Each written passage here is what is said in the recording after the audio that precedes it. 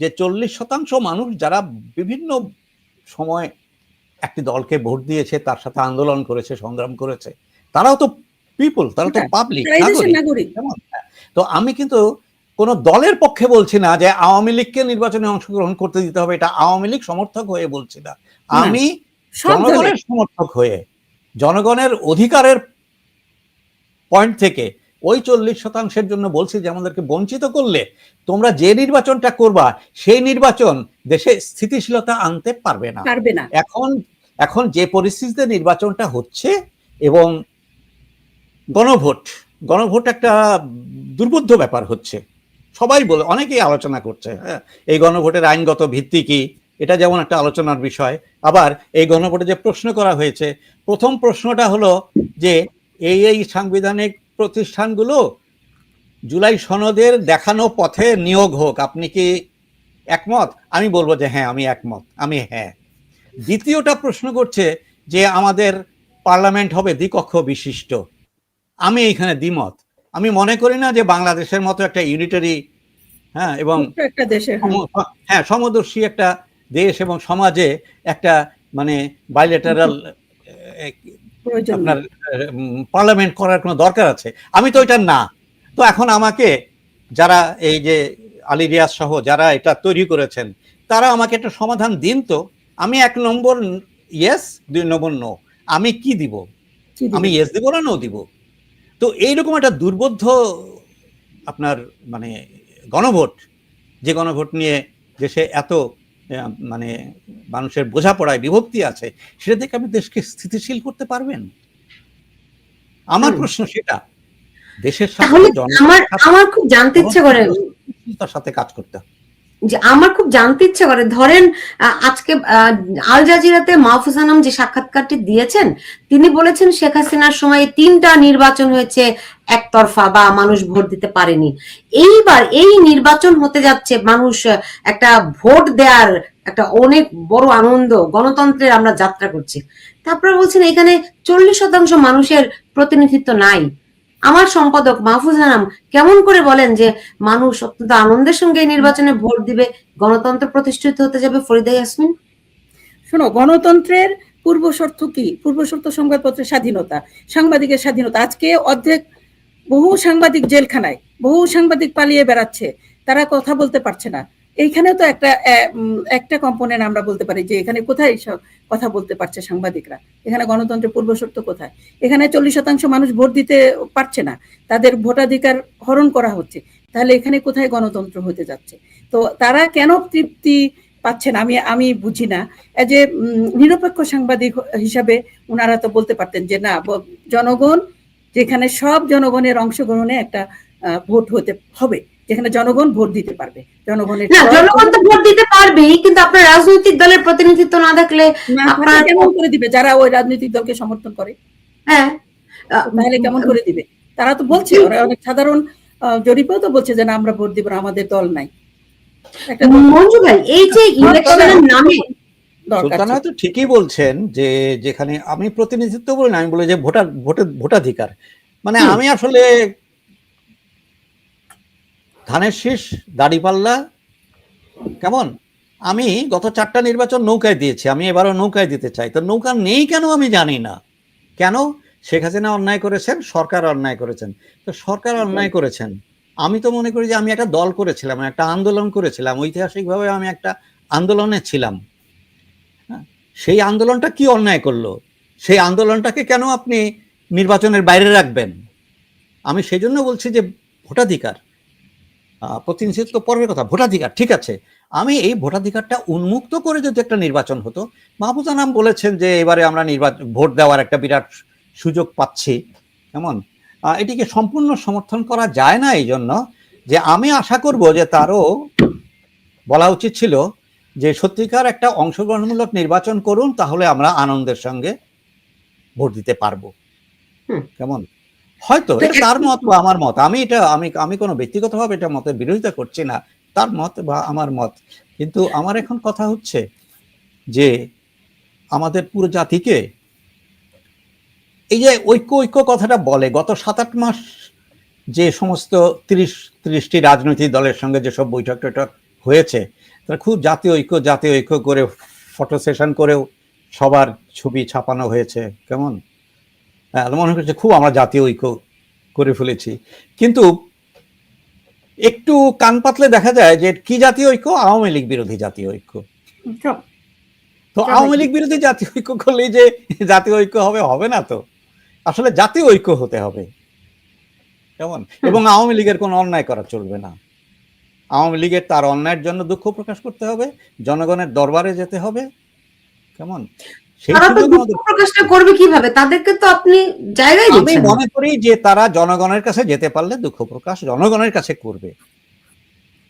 তারা বলছে যে আমরা এই সরকারকে আমরা বৈধ মনে করি না, তো সেই সরকারের কাছে তার দুঃখ প্রকাশ করার দরকার নাই, সে জনগণের কাছে দুঃখ প্রকাশ করবে। তো তাকে জনগণের কাছে যাওয়ার সুযোগটা, মানে তার অধিকারটা, এটা আমাদের করতে হবে। যারা সরকারের থেকে অন্যায় করেছে তাদের বিচার হতে পারে, কিন্তু ধরুন শেখ হাসিনা কিছু কৌশল করেছিলেন, যে কৌশলে বিরোধী রাজনৈতিক দলগুলো নির্বাচন বর্জন করতে বাধ্য হয়। আমি অবশ্য তখনও বর্জনের বিরুদ্ধে ছিলাম, আমি বিএনপিকে পরামর্শ দিয়েছিলাম যে বর্জন না, বর্জনটা ক্ষতিকর, আপনারা নির্বাচনে অংশ নিয়ে আপনারা এখন যে তারেক জিয়া বলছেন যে তাহাজ্জুদের সময় উপস্থিত থাকুন, ভোট পাহারা দিন, গণনা পর্যন্ত পাহারা দিন, আমি এই কথাগুলো একটু অন্যভাবে বলেছিলাম যে আপনারা নির্বাচনটাকে সুস্থ করার জন্য আন্দোলন করেন, আপনারা শেখ হাসিনার পতনের জন্য আন্দোলন করবেন, ওটা হবে না। পাবলিক কিন্তু আসেও না এই পতনের আন্দোলনে, কেমন। হ্যাঁ, 24 জুলাইতে একটা বিশেষ পরিস্থিতি তৈরি করে ওটা ঘটানো হয়েছে, কিন্তু তার আগে এই যে 15-16 বছর বিএনপি আন্দোলন করেছে, পতন তাতে পাবলিক আসে নাই, ওদের সমর্থকরা এসছে। আমি তখনও বলেছিলাম যে বর্জন না কিন্তু এখন ধরুন আমি যে কথাটা বলছি যে কাউকে বর্জন করতে না হয় সেরকমটা নির্বাচন হওয়া উচিত। তো শেখ হাসিনা একটা কৌশল করে ওদেরকে নির্বাচনের বাইরে রেখেছিলেন, আর এখন আইন করে নির্বাচনের বাইরে রাখা হলো আওয়ামী লীগকে। তো এর মধ্যে কোনটা ভালো কোনটা খারাপ বলেন তো? আমি মনে করি যে দুটোই খারাপ, যে কিছু লোককে বাদ দিয়ে আমরা নির্বাচন করতে চাচ্ছি। শেখ হাসিনা কিছু লোককে বাদ দিয়ে নির্বাচন করতে চেয়েছিল, আমরাও আওয়ামী লীগকে বাদ দিয়ে নির্বাচন করতে চাচ্ছি। মূলগত হবে কিন্তু একই, মানে দলবাজি, এখানে কিন্তু কোনো জাতীয় স্বার্থ নাই।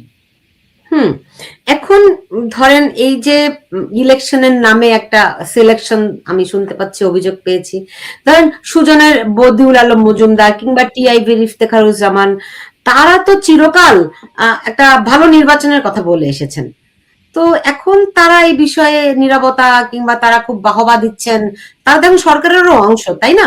এই বিষয়গুলি কিভাবে করে দেখেন ফরিদা ইয়াসমিন? সরি, আমি করতে পারি একটু। আমি বলছি যে ধরেন বদিউল আলম মজুমদার কিংবা ডক্টর ইফতেখারুজ্জামান, তারা তো চিরকাল সিভিল সোসাইটির প্রতিনিধি হিসেবে সরকারকে এক ধরনের মনিটরিং এর মধ্যে রেখেছিলেন, কিংবা নির্বাচন নিয়ে নানান রকম অবজারভেশনও দিতেন।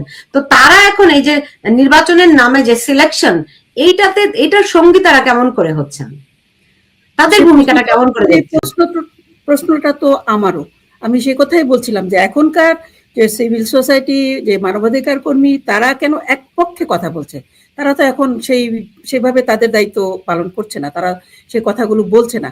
তারা তো এই বলতে পারতো যে নির্বাচনটি সবার অংশগ্রহণে হওয়া উচিত, সকল দলের, যেটা মঞ্জু ভাই বললো যে হ্যাঁ, জনগণ যদি প্রত্যাখ্যান করে, ওকে, জনগণ তাদের ভোট দেয়নি, জনগণ প্রত্যাখ্যান করার হয়তো সুযোগও ছিল, জনগণ প্রত্যাখ্যান করতেও পারতো, তো তারা তো সেটা করেনি। এখন আমাদের কথা হলো যে জনগণকে অংশগ্রহণের সুযোগ দিতে হবে। জনগণের কথা যদি আমরা চিন্তা না করি, আমরা যদি এক পক্ষে চিন্তা করি, তাহলে জুলাই আন্দোলনে যে এত মানুষ নিহত হলো, তাহলে পরিবর্তনটা কি হলো, আমরা পেলামটা কি?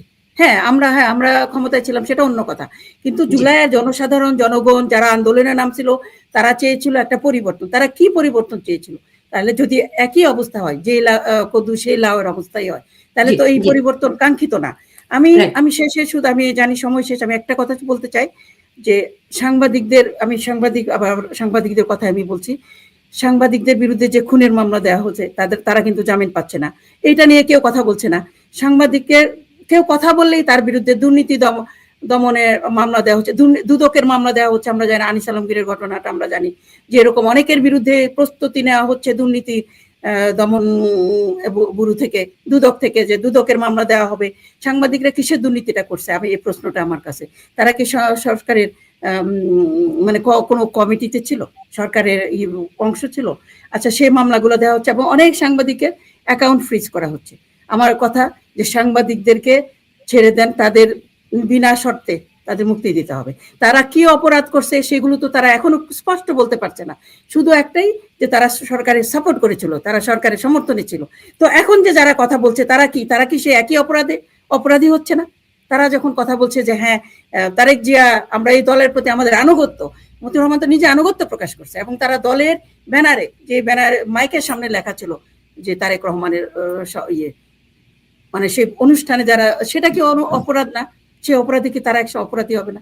তা আমার কথা হলো যে এইগুলা বাদ দিয়ে আমরা আসেন যে দেশটাকে আর বিভক্ত না করে, দেশকে খুনাখুনি না করে, দেশে যেইভাবে প্রতিনিয়ত প্রতিদিন লাশ পাওয়া যাচ্ছে, প্রতিদিন ঘটনাগুলি ঘটছে যে কেউ জানে না। সেদিন একটা ছেলের লাশ পাওয়া গেল যে তার ঘরেই সে মরেছিল, সে এখন আত্মহত্যা করেছে না কি করেছে সেটা পরের কথা। একটা ব্রিলিয়ান্ট ছেলে, ইউনিভার্সিটি পরীক্ষায় সে ফার্স্ট হয়েছিল, ভর্তি পরীক্ষায়, হিন্দু, সেই ধর্মে হিন্দু। এখন আমি হিন্দু মুসলিম বলতে চাচ্ছি না, কিন্তু তার মধ্যে আমি বলবো যে হতাশা বা কোনো কারণে যদি সে সুইসাইডও করে বা কেউ কি করছে সেটা পরের কথা, কিন্তু এই ধরনের ঘটনাগুলো ঘটছে।